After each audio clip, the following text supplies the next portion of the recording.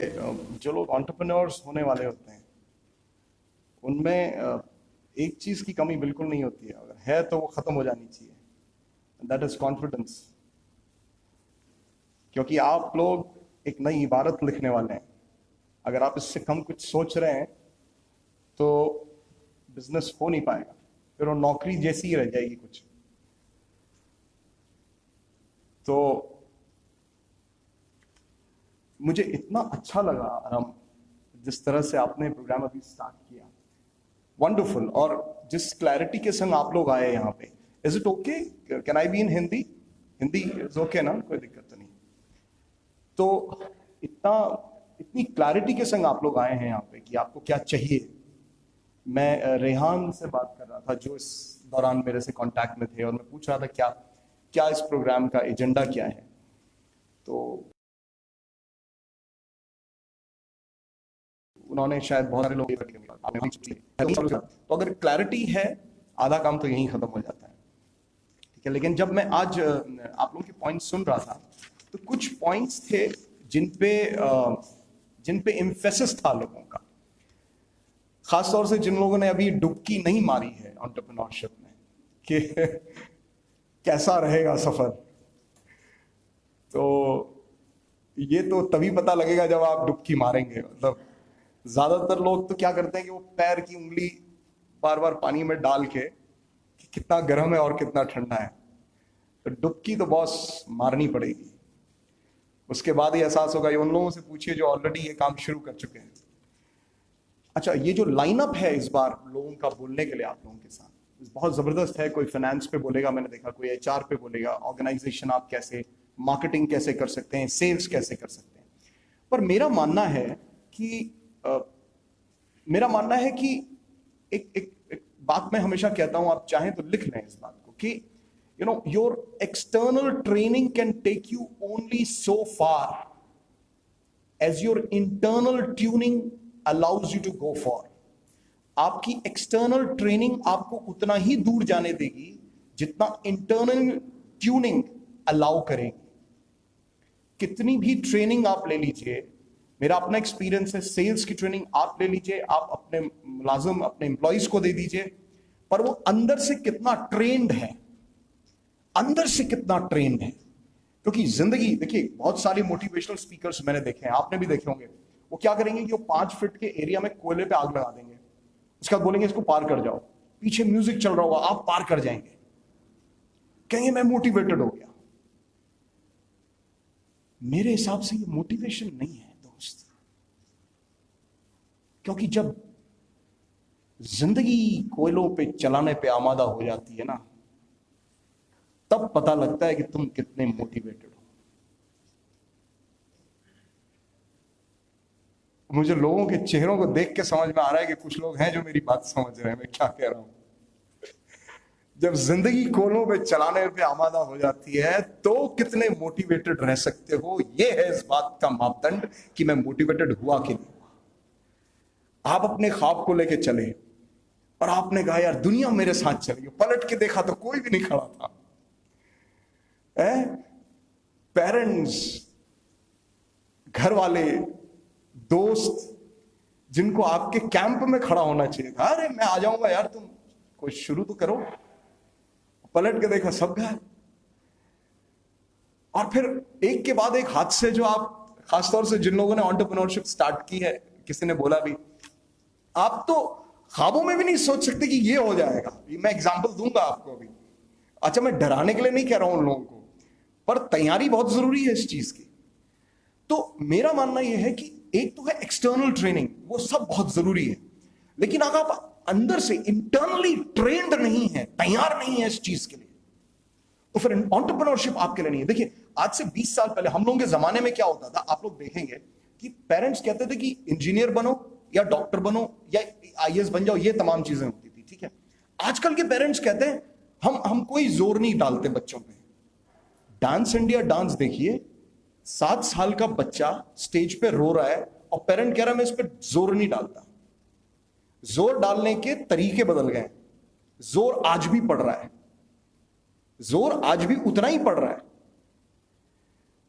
तो ऐसी ही एक और चीज आजकल है, हालांकि मैं जिस मौके पे खड़ा हूं मुझे ये बात शायद नहीं कहनी चाहिए, पर देखिए मेरे संग समस्या क्या है कि मैं कुछ ऐसी बातें जरूर कहूंगा कि आपको मुझसे फिर थोड़ी सी दिक्कत हो जाएगी वो, लेकिन रीजन क्या है कि मेरे से जिंदगी ने ये बातें कही हैं तो मुझे जिंदगी से दिक्कत हो गई थी, तो ऐसी बातें मैं कहूंगा। देखिए, एंटरप्रेन्योरशिप एक ऐसी चीज है जो आजकल बहुत जबरदस्त चीज है, लेकिन ना ये लगभग वैसा ही बन गया है जैसे एक जमाने में इंजीनियरिंग होता था। हर आदमी को इंजीनियरिंग करनी थी, हर आदमी को डॉक्टर बनना था, हर आदमी को आईएएस बनना था। शुरुआत में मैं इस बात के बारे में आपको आगाह कर दूं कि देखिए, अगर आप सिर्फ और सिर्फ एंटरप्रेन्योरशिप करने के लिए एंटरप्रेन्योरशिप करना चाहते हैं, this is bad choice, this is bad choice. इससे बुरी कोई चॉइस नहीं हो सकती। फिर तो नौकरी कर लो। अगर दूसरे के कहने पे या समाज, तुम्हारी सोसाइटी के दबाव की वजह से, इसको ध्यान से समझना, दबाव सीधे सीधे नहीं आता है। कई बार आपके मन में अंदर कहीं होगा, यार मेरा वो दोस्त एंटरप्रेन्योरशिप करके बड़ा अच्छा कर रहा है, अब मुझे करनी है नहीं करनी इससे मतलब नहीं है आपको, अब आपका ध्यान इस पे, वो कर रहा है मैं भी करूं। ये वही बात थी जो आज से 20 साल पहले वो लोग करते थे जब वो इंजीनियरिंग की कोशिश कर रहे होते थे। ये नहीं होना चाहिए, ये नहीं होना चाहिए। किसी ने पूछा जॉब करूं या एंटरप्रेन्योरशिप करूं। अब ये क्लासिक क्वेश्चन है, हम सबके मन में आता है, और बहुत अच्छा आपके मन में आ गया। नहीं आता तो आप शायद कर ही बैठते हैं एंटरप्रेन्योरशिप की कोशिश। इसका जवाब कैसे मिले कि एंटरप्रेन्योरशिप पे जाऊं या जॉब करने जाऊं? आसान जवाब है। जिंदगी के ज्यादातर जवाब आसान होते हैं, समस्या ये होती है कि हम उनकी तरफ देखने से मना कर देते हैं। जवाब बड़ा आसान है। देखिए, मेरा ये मानना है, अब है वो किस वजह से आया है। मतलब ये एक्सीडेंट नहीं है कि चलो घूम के आते हैं, ये घूमने नहीं आए हैं हम यहाँ पे। मैं मरकज की बात नहीं कर रहा हूं, मैं दुनिया की बात कर रहा हूं। घूमने नहीं आए हैं, कोई बर्थडे पार्टी नहीं हो रही है, कोई शादी नहीं हो रही है कि घूमने चलो 70 साल घूम के वापस आ जाएंगे। मकसद है, एक मकसद है, तुम नहीं ढूंढ पाए वो अलग बात हो सकती है। तो पहली चीज है जिंदगी का व्हाट, WHAT, क्या क्या करने आए हो, क्या है जो करना चाहते हो। मैं एग्जांपल, अगर आप में से कितने लोगों ने फुटबॉल खेला है या खेलते हैं? फुटबॉल तो सभी को पता है। अच्छा, ये कि ये एक मिनट का फर्ज कीजिए कि आप दुनिया की सबसे बेहतरीन टीम को ज्वाइन कर चुके हैं फुटबॉल में, और आप अचानक सुबह उठ के उस बेहतरीन टीम के सबसे बेहतरीन फुटबॉलर भी हो गए। और ये भी सोच लीजिए कि अब आप वर्ल्ड कप के फाइनल में भी खड़े हैं, ठीक है? अब मैच शुरू हुआ, बॉल बीच में पड़ी है, आपके सामने बॉल है, क्या करेंगे? बॉल पकड़ेंगे? हाथ से नहीं, मतलब पकड़ेंगे और तेजी के संग ड्रिबल करते हुए दूसरे के गोल की तरफ बढ़ेंगे। अब सोचिए दिमाग में, आपने बॉल ली, कब्जे में ली और तेजी के संग, मतलब मेसी या इस टाइप के किसी खिलाड़ी की तरह से सोचिए, आप बॉल लेकर के दूसरे के तरफ बढ़ रहे हैं और उधर पूरा कोलाहल मचा हुआ है, पीछे पूरा हिंदुस्तान देख रहा है कि ये तो इस बार लेकर के जाएगा और फुटबॉल में। लेकिन जैसे ही आप सामने गोल की तरफ पहुंचे, आपने आंख उठाई और आपने देखा गोल पोस्ट तो है ही नहीं। अब क्या करोगे? दोस्त, अगर फुटबॉल जैसे खेल में गोल न मिलने पर तुम जीत नहीं सकते, तो खुदा के बनाए इस खेल में अगर तुम्हारा गोल नहीं होगा तो गोल कहां करोगे? तुम्हारा गोल क्या है? What is your goal? तुम करना क्या चाहते हो? क्या है जो तुम्हें 24 घंटे 7 दिन काम करने पे मजबूर कर सकता है? न दर्द, न परेशानी, न थकान। और ये तुम्हारे संग हुआ है। तुम बचपन याद करो, वक्त गुजर जाता था, पता नहीं लगता था, मम्मी पापा के कहते पागलों की तरह क्या किया जा रहा है। ऐसा नहीं है कि ख्वाब हमें दिया नहीं गया था। किसी ने एक शब्द बोला था, मेरा ख्वाब है, somebody said, मेरा ड्रीम है, ख्वाब है। एक ही आदमी ने बोला था। सबको मिले हुए हैं, बचपन में हम सबके पास थे, लेकिन फिर समय बीता, बड़ों ने डांटा, समाज ने दबाया, और फिर वही लकीर के फकीर चल पड़े। सोचोगे तो बचपन की कहानियों में बहुत कुछ पता लगेगा कि क्या करना चाहते थे। छोड़ दिया वो अलग बात है। क्या है जो 24 घंटे कर सकते हो, 7 दिन कर सकते हो, बिना थके, बिना रुके? देखो, मैं जो काम कर रहा हूं आज की डेट में, अगर मैं मैं लोगों को काउंसल करता हूं, मैं पब्लिक स्पीकिंग करता हूं,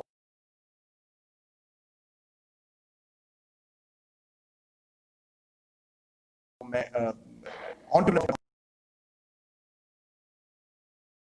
मेंटोर करता हूं, गाइड।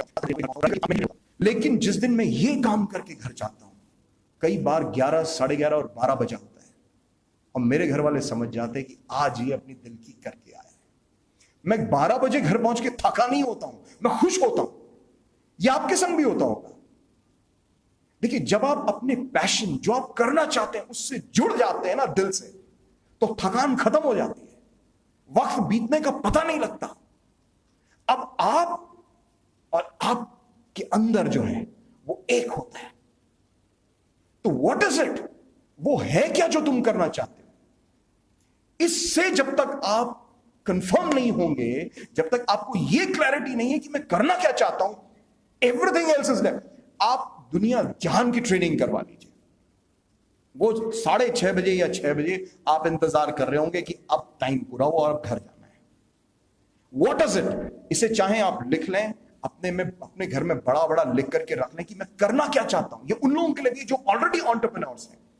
मैं करना क्या चाहता हूं, मैं किस फील्ड में काम करना चाहता हूं, क्या है वो एक चीज जिसके लिए मैं पूरी अगले 50 साल या 60 साल बस डुबो देना चाहता हूं।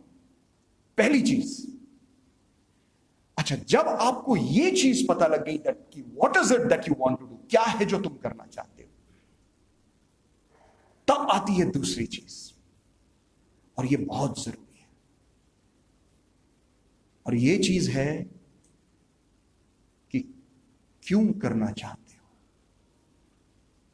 क्या करना चाहते हो, और क्यों करना चाहते हो। आज से कई साल पहले मैं गवर्नमेंट ऑफ इंडिया में काम करता था। मुझे याद है, मैं कुछ, मुझे नहीं पसंद था कि मेरा चेक कोई और लिखे, मुझे नहीं पसंद था। मैं बताऊं, मेरे घर में एक दौर ऐसा आया जब मैं एक दिन अपने घर लौटा और मेरी वाइफ खांस रही थी, तो दवाई ववाई करवाई, 10 दिन 15 दिन, दूसरे हॉस्पिटल, तीसरे, हम लोग गए जैसे नॉर्मल खांसते हैं लोग। 1-1.5 महीने तक जब नहीं ठीक हुआ, तो एक दिन हम एक हॉस्पिटल गए, तो डॉक्टर ने उन्हें, बड़े अच्छे हॉस्पिटल गए, तो डॉक्टर ने उन्हें देखा, एक्सरे किया, उसके बाद बोला चलिए ठीक है, मैं बात करता हूं आपसे। मैं बाहर निकला तो मुझे डॉक्टर का वापस फोन आया, बोला 1 मिनट आप अंदर आ सकते हैं। मैं गया, बोला हमें एक टेस्ट करवाना है। तो जो टेस्ट उसने बोला, मेरे पैरों की जमीन खिसक गई। उन्होंने बोला हमें एक टेस्ट करवाना है, जो भी था। तो मैंने कहा ठीक है, करवाइए। तो इशारा साफ था कि हो सकता है कि ये कैंसर हो। अब इतने सालों हम लोग साथ रहे थे, खुदा ना करे किसी के साथ ऐसा हो, लेकिन ये कैंसर वर्ड जब आपकी जिंदगी में आता है ना, तहलका मचा देता है। खैर, हम लोग निकले, मैं अपनी वाइफ को बता नहीं सकता था, अभी तो सस्पेक्टेड स्टेज पे था। अब हम घर पहुंचे, अपना काम वाम चल रहा है, और मैं इंटरनेट पे बैठा हुआ हूं, ये देख रहा हूं कि ये बीमारी है क्या। ढूंढा ढूंढा ढूंढा, मुझे लगता आधा डॉक्टर बन गया अगले 4 दिनों में। और उसके बाद एक दिन ऐसा आया जब मेरी वाइफ के रिजल्ट आना था शाम को, तो मैं अपने को तैयार कर रहा था कि अगर ये रिजल्ट पॉजिटिव हुआ तो मैं क्या करूंगा। तो मैंने नेट में देखा कि इस बीमारी की सबसे अच्छा इलाज कहां अवेलेबल है दुनिया में। आप दुनिया में जैसे सबसे ज्यादा मोहब्बत करते हैं, उसको सबसे ज्यादा हेल्प भी करना चाहेंगे ना, कहां है? तो हार्वर्ड्स कॉलेज के ईएमआर हॉस्पिटल में यह फैसिलिटी मौजूद थी। मैंने ईमेल किया यह जानने के लिए कि लगभग कितना खर्चा होगा। यही करता है मिडिल क्लास आदमी। वहां से बड़ा जल्दी जवाब आता है। जवाब जब आया और मैंने अपना ईमेल देखा, तो मुझे पता लगा कि अगर मैं खुद को भी बेच दूं तो भी मैं अपनी वाइफ को दुनिया की सबसे बढ़िया इलाज नहीं दे पाऊंगा।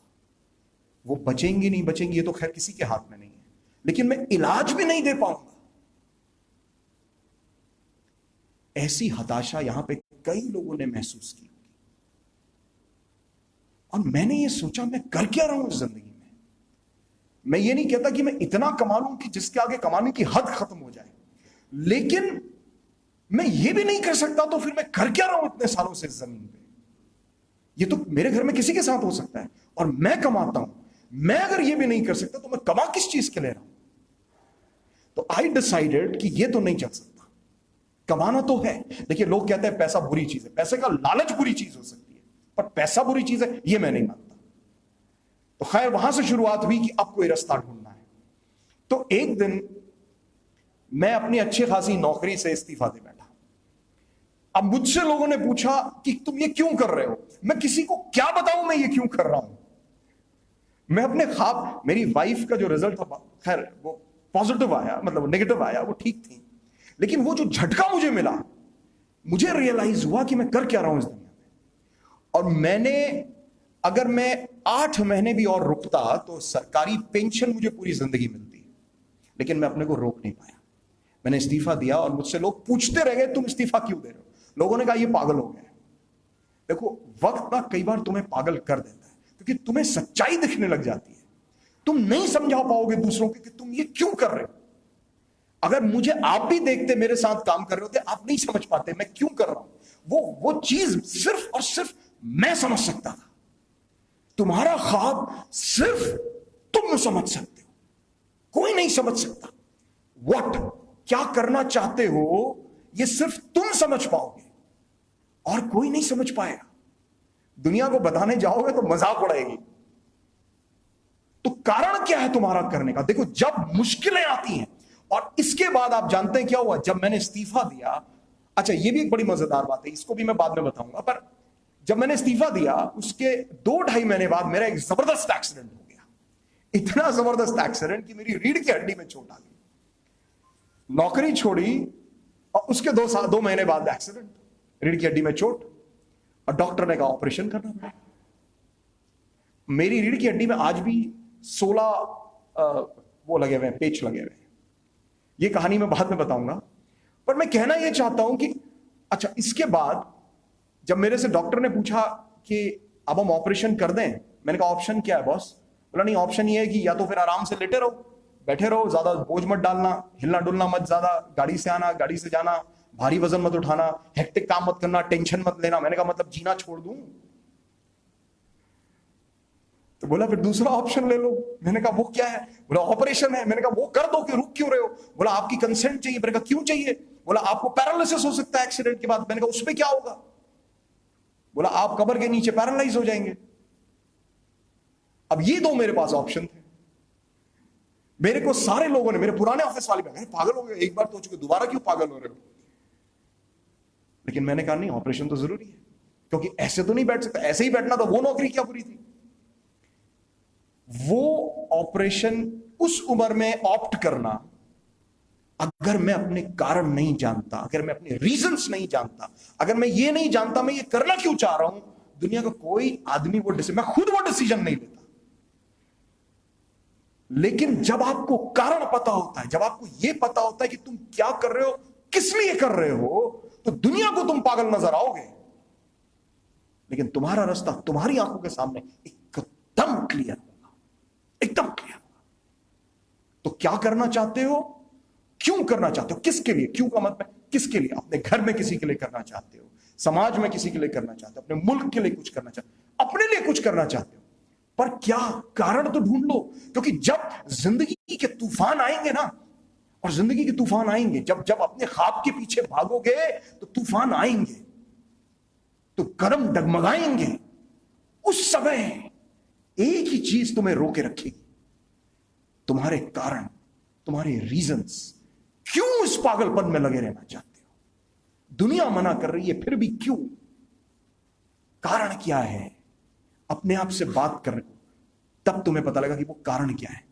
तुमने पूछा था ना किसी ने पीछे की क्या मुश्किलें आएंगी, ये तभी तक रहता है मन में ये क्वेश्चन कि मैं कैसे शुरू करूं, जब तक तुम्हें तुम्हारे कारण नहीं पता। जिस दिन तुम्हें तुम्हारे कारणों का पता लग गया, ये क्वेश्चन ही खत्म हो जाएगा। It will melt away from your mind, क्योंकि फिर तो तुम्हें करना है, चाहे ऐसे, चाहे वैसे, चाहे कैसे।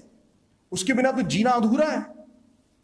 ये क्वेश्चन खत्म। अगर इसका दिमाग से जवाब देने निकलोगे तो कोई जवाब नहीं, क्योंकि दिमाग से जवाब तो पूरी दुनिया देने बैठी है, इसमें कुछ नहीं कर पा रही है। तुम दिल से जवाब दे रहे हो। तो क्यों करना चाहते हो, तुम्हारे कारण क्या है, यह दूसरी चीज। और तीसरी चीज, जो इसमें बहुत इंपॉर्टेंट है, ये कई लोगों ने क्वेश्चन भी किया था, बल्कि क्या करना है, क्यों करना है, कैसे करना है। ये डेविल्स क्वेश्चन कहता हूं, शैतान का प्रश्न है, डेविल्स क्वेश्चन। हम में से ज्यादातर लोग जब अपने ख्वाब के पीछे चलना शुरू होते हैं तो कहते हैं, अभी ये सब खत्म हो जाएगा ना, जब ये पूरा एक मोटिवेशनल सेशन खत्म हो जाएगा, आप में से ज्यादातर लोग कहेंगे अरे यार मैं कर सकता हूं। और बाहर निकलोगे, एक आध कोई दोस्त मिलेगा, अरे यार ये सब। फिर थोड़ा नीचे जाओगे, ऊपर से गर्मी हो रही होगी, बस में लद के घर की तरफ जाओगे, अरे यार ये सब, मतलब हल्के हल्के हल्के हल्के हल्के। फिर दिमाग पूछेगा अरे कैसे करोगे यार, अब मेरे घर में तो कभी किसी ने किया नहीं, मेरे घर में कोई करोड़पति कभी हुआ नहीं है, चैंपियन कोई हुआ नहीं, ये कभी हुआ नहीं, पैसा मेरे पास है नहीं, दोस्त मेरे पास है नहीं, नेटवर्क मेरे पास है नहीं, 18 साल की मेरी उम्र है या 65 साल की मेरी उम्र है, अब क्या होगा। ये तो सब कहने की बात है। हाउ। तीसरा क्वेश्चन इज डेविल्स क्वेश्चन। तुम्हें जो ख्वाब दिया गया है उसको रोकने के लिए एक क्वेश्चन भी दिया गया है, कैसे करूंगा।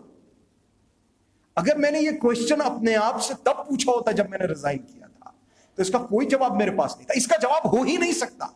देखिए, मैं अपनी जिंदगी के ज्यादातर गोल्स में फेल हुआ हूं, मैं ये सच बता रहा हूं, लेकिन मैं जिंदगी के ज्यादातर ख्वाबों में सक्सेसफुल हुआ हूं।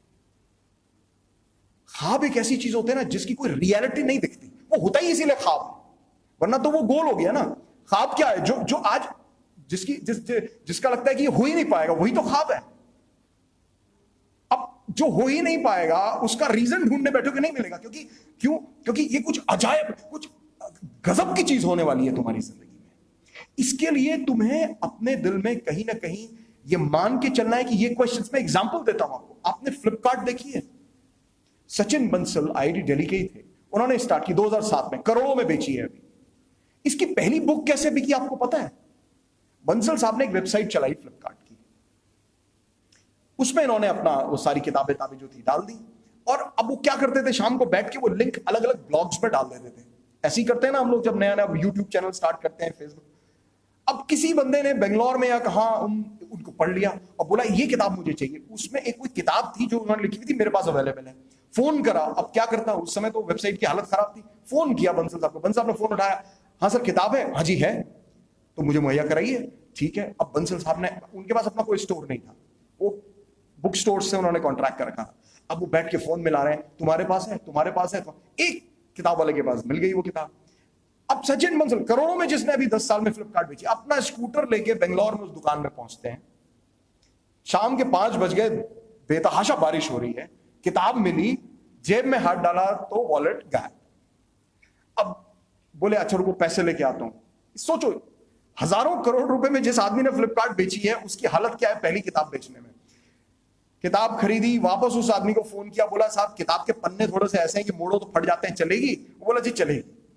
इन्होंने वो किताब पैक करी, खुद बंडल बनाया, उस आदमी के पास भेजी, और साथ में 100 रुपए का डिस्काउंट भी दिया। क्यों? कि किताब की हालत खराब है। उनके पास नेटवर्क था? नहीं था। किताबें थी? नहीं थी। ऐसा क्या था कि वो सोच लेते कि मैं फ्लिपकार्ट जैसी करोड़ों की कंपनी शुरू कर दूंगा? कुछ नहीं था। चलिए आईआईटी से थे, मान लेते हैं, एक बड़ी चीज थी। जैक मा का नाम सुना है? Alibaba.com के, दुनिया की सबसे बड़ी ई कॉमर्स कंपनीज में से है। कोई भी कहेगा सबसे पहले तो इंटरनेट पे काम करना आना चाहिए। 1995 तक इस आदमी ने इंटरनेट का नाम भी नहीं सुना था। इंग्लिश के टीचर थे, कंप्यूटर से कोई दूर दूर तक लेना देना नहीं था। ये आदमी पहुंच गया अमेरिका किसी वजह से, इसके अपने स्कूल ने इसे भेज दिया। वहां जाकर के इसने गूगल टाइप किया तो पता लगा गूगल तो कमाल की चीज है। तो उसमें इन्होंने चाइनीज बियर वर्ड टाइप किया, कुछ नहीं आया। इन्होंने कहा यार चाइनीज बियर भी नहीं आ रहा है इसमें, ये तो बड़ी कमाल की चीज है, मैं चाइना में एक ऐसा वेबसाइट शुरू करता हूं। शुरू किया, वहां से शुरू हुई Alibaba.com। अब देखिए Alibaba.com एक इंग्लिश के टीचर ने स्टार्ट की, जिसे कंप्यूटर और इंजीनियरिंग का कोई लेना देना नहीं था। उससे इंस्पायर कौन हुआ? बंसल, जो आईआईटी का बंदा था। आपने कहां से पढ़ाई की है? आपके पास नेटवर्क है, पैसा है, जान पहचान है, इससे कोई फर्क नहीं पड़ता। क्यों? क्योंकि तुम्हें ख्वाब इस धरती ने नहीं दिया है, वो तुम लेकर आए हो। That is divine, that is divine.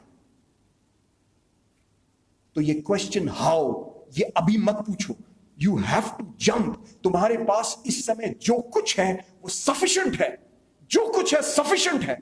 You have to take a jump. Number one, see हम लोग में से ज्यादातर लोगों की प्रॉब्लम क्या होती है कि हम परफेक्शन ढूंढते हैं। मैं नौकरी तब छोड़ूंगा जब मेरा धंधा बिजनेस जो है वो सेट हो जाएगा। मैं पहली ट्रेन, किसी को मैं बोलते हुए सुन रहा था, बड़ा जबरदस्त बोल रहे थे कि पहली ट्रेन तब छोड़ूंगा जब दूसरी ट्रेन। कैसे हो सकता है? पहली ट्रेन तो छोटी पड़ेगी ना, तब तो दूसरी ट्रेन पकड़ोगे। इसमें से सीधे वहां तो नहीं कूद सकते, गिरने का खतरा ज्यादा है। हम में से ज्यादातर लोग परफेक्शन ढूंढते हैं। Practice makes a man wrong. Perfection जिंदगी में कभी नहीं आता। Perfection is an illusion. It's a moving target. You can always better your best. And let me tell you, you're born not to be perfect. You're born to be awesome. आप खुदा की बनाई हुई चीज है। आप परफेक्ट होने के लिए नहीं है, आप awesome बनने के लिए। परफेक्शन तो रोबोट में होता है, जो आप बनाते हैं वो परफेक्ट हो सकता है, कंप्यूटर परफेक्ट हो सकता है, तुमने बनाया है। परफेक्शन के आगे भी दुनिया है।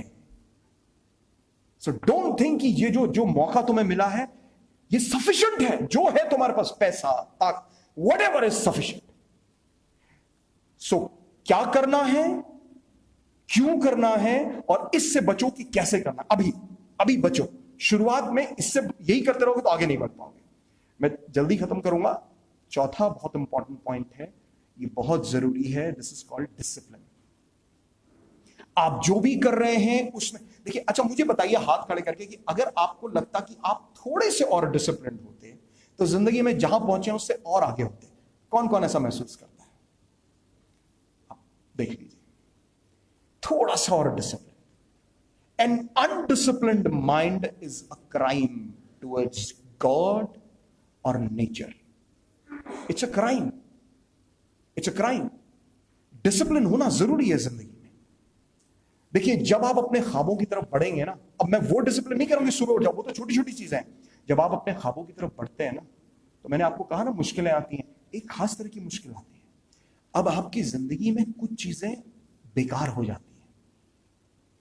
अब बुरा लग सकता है, कुछ रिश्ते बेकार हो जाएंगे, कुछ आदतें बेकार हो जाएंगी, कुछ लोग बेकार हो जाएंगे। गुस्सा मत करिए मन में। वो रिश्ते जो आपको एक बेहतर इंसान नहीं बना सकते, जो आप, अच्छा बेहतर इंसान मतलब आपको जिस काम के लिए भेजा गया है उस तक पहुंचने से रोक रहे हैं। वो दोस्त जो आप सिर्फ पाइल अप करके कंधे में ढो के ले जा रहे थे, पॉसिबल नहीं है। Entrepreneurship is 100% task. Full focus अगर आपका नहीं है, अगर आप पूरी शिद्दत के साथ, डिसिप्लिन के साथ नहीं लगे, आप नहीं कर पाएंगे। It's impossible. ऐसा होगा, कई लोग होंगे जिनके संग आप शामें बिताते थे, अब आप अपने काम में लगे, वो कहेंगे यार तू तो बदल गया। वो लाजमी है। जिस ख्वाब के पीछे भाग रहे हो, ये डिसिप्लिन होना लाजमी है।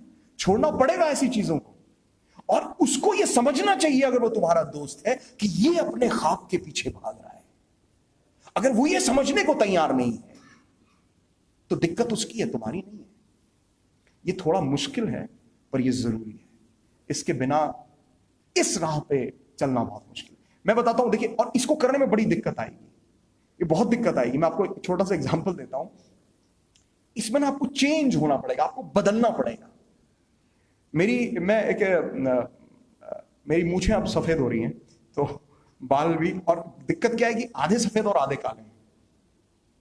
तो मेरी एक इवेंट मैनेजर है, वो एक दिन मेरे से बात कर रही थी, कह रही सर आप ना इनको या तो पूरे काले करवा लो या हटवा लो, मतलब बहुत दिक्कत होती है इससे। अच्छा, मैंने कहा तुम्हें इससे क्या लेना देना। बेचारी चुप तो हो गई, लेकिन मनी मन मैंने कहा ये बात तो सही कह रही है, या तो इसको काला होना चाहिए। अब बीज बो दिया था उसने मेरे अंदर। तो खैर, मैं उसी दिन पता नहीं कैसे हुआ, मैं शाम को घर लौटा तो मुझे ना डैंड्रफ की प्रॉब्लम थी। मेरी वाइफ बड़े दिनों से ढूंढ रही थी कोई इलाज। उस दिन उसको दादी माँ का नुस्खा मिल गया था कोई, तो उसने क्या किया कि वो हिना और तमाम चीजें मिला मिला के एक पेस्ट बनाया, मेरे सर पे लगा दिया। रात भर हम सोए, सुबह उठे तो डैंड्रफ गायब। अच्छा, मैं बड़ा खुश। मैंने बाल वाल धोए और मैं शीशे के सामने पहुंचा, मेरे सफेद बाल सारे लाल, मतलब खूनी लाल जिसे कहते हैं ना, मतलब ये इंसान इस उम्र में लाल बाल लेकर के। और मजे की बात ये थी कि उस शाम को मुझे 5,000 लोगों के सामने स्पीच देनी थी। अब लाल बाल, और मैं खैर अब जाना तो था, तो मैं पहुंचा, मुझे अभी याद है हम रिसेप्शन में पहुंचे, मेरी इवेंट मैनेजर खड़ी थी, बिजी थी। मैंने कहा अच्छा मधु, सो उसने मेरा हाथ मिलाया, फिर मेरी ऊपर दिया, उसकी थी मिस्टर पांडे, मेरा मतलब ये नहीं था, मतलब इस टाइप का। तो जब भी जिंदगी में चेंज आता है ना, तो वो तकलीफदायक होता है, आसान नहीं होता है, चाहे उम्र बदल रही हो, चाहे दोस्त बदल रहे हो, रिश्ते बदल रहे हो। लेकिन जब आप ख्वाब के पीछे भाग रहे होते हैं, तो ये चेंज को आपको हैंडल करना पड़ेगा, इससे आप बच नहीं पाएंगे। डिसिप्लिन करना पड़ेगा अपने आप को कि मैं तैयार हूं इस चीज के लिए, इस चेंज को हैंडल करने के लिए। अब मैं आखिरी चीज पे आऊंगा, पर ये मुझे लगता है ये सबसे जरूरी चीज है। मैंने ये तो कहा कि जब मेरा ऑपरेशन की बात आई और मैं डॉक्टर से बात कर रहा था, मैंने एक डिसीजन लिया क्योंकि मेरे कारण मुझे पता थे। पर दोस्तों, ये बहुत जरूरी है कि जब आप अपने इस ख्वाब के पीछे भागें, एंटरप्रेन्योरशिप के पीछे भागें, तो ऐसी दिक्कतें आपके सामने आएंगी जिनका आप अभी, मतलब ख्वाबों में भी जिसका आपको तसव्वुर नहीं हो सकता, सोच भी नहीं सकते ऐसी आएंगी। और आप सारी चीजें आजमा लेंगे, व्हाट भी आजमा लेंगे, वाई भी आजमा लेंगे, हाउ भी आजमा लेंगे, डिसिप्लिन भी आजमा लेंगे। अब आप हवा में उड़ रहे हैं, कुछ समझ में नहीं आ रहा है, नौकरी जा चुकी है, कुछ भी हो सकता है, नौकरी जा चुकी है, नौकरी नहीं मिल रही है, रिश्ते टूट चुके हैं, व्हाटएवर आप, मतलब मैं उनको काउंट भी नहीं कर सकता। अब ऐसे समय में एक ही चीज है जो आपको खड़े रख सकती है, वो है फेथ, विश्वास। जिंदगी की आंधियों में जब पैर उखड़ने लगे, तो अगर आपने अपने आप को स्पिरिचुअलिटी में ग्राउंड नहीं किया हुआ है, तो उखड़ जाएंगे। ये विश्वास कि ये ख्वाब डिवाइन है, ये विश्वास कि जो मैं करने निकला हूं इससे जिंदगियां बदलेंगी, जब ये गहरे आ जाता है, ये फेथ। और मैं उस फेथ की बात नहीं कर रहा हूं जिसे मॉनसून फेथ करते हैं, मैं उस फेथ की बात कर रहा हूं, आपने नौकरी छोड़ दी, अब प्रोडक्ट्स बेचने निकले, एक आदमी ने कहा मैं खरीद लूंगा, बना लिया, नहीं बिक रहा है, करोड़ों का कर्जा सर पे है। अगर आप स्टूडेंट हैं, आपने पूरी शिद्दत के संग पढ़ाई लिखाई कर ली, मार्क्स नहीं आए, आप एक रिश्ते को लेकर के बड़े ईमानदार थे लेकिन टूट गया, आपके पैर उखड़ने लगे। ऐसे समय में क्या तुम विश्वास जिंदा रख सकते हो? ऐसे समय में क्या ये विश्वास तुम जिंदा रख सकते हो? ये एक प्रश्न है। मुझे एक बात याद आती है, या आप लोगों ने जरूर सुना होगा राहत इंदौरी साहब की, कि समंदर के सफर में हवा चलाता है, समंदर के सफर में हवा चलाता है, जहाज खुद नहीं चलते, खुदा चलाता है। ये फेथ अगर आपके दिलो ज़हन में जिंदा है, तो फिर कोई दिक्कत नहीं है। एंटरप्रेन्योरशिप जबरदस्त ऑप्शन है आपके करियर के लिए, इसे छोड़िए मत। बस एक दो बहुत खूबसूरत लाइनें मेरे मेरे मेरे मेरे पास रहती हैं हमेशा, मैं आपके साथ शेयर कर दूं, फिर इशारा हो चुका है, मैं खत्म करूंगा। ये एक फिल्म की है लेकिन बहुत बढ़िया है, मेरे ख्याल से जावेद अख्तर साहब की ये लाइनें हैं कि दिलों में तुम अपनी बेताबियां लेकर चल रहे हो तो जिंदा हो तुम, नजर में ख्वाबों की बिजलियां लेकर चल रहे हो तो जिंदा हो तुम, जो अपनी आंखों में हैरानियां लेकर चल रहे हो तो जिंदा हो तुम, दिलों में तुम अपनी बेताबियां लेकर चल रहे हो तो जिंदा हो तुम। Thank you.